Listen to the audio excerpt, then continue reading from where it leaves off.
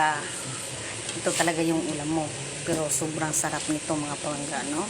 Pero pag mayaman ka, pag hindi ka nakatira sa probinsya, sa mga bukid, hindi mo talaga ito matitikman. Bakit? May ibang mga tao talaga hindi sa mahilig kumain sa gulay. Pero kaming mahirap, dito na okay na sa amin. Sobrang sarap.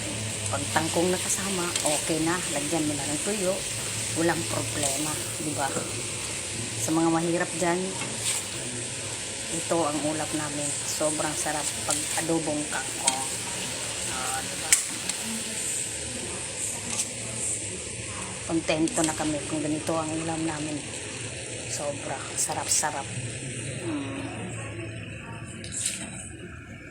Diba? Tangkong diha. Dami kayo. Libre lang kinuha sa garden. Fresh ko.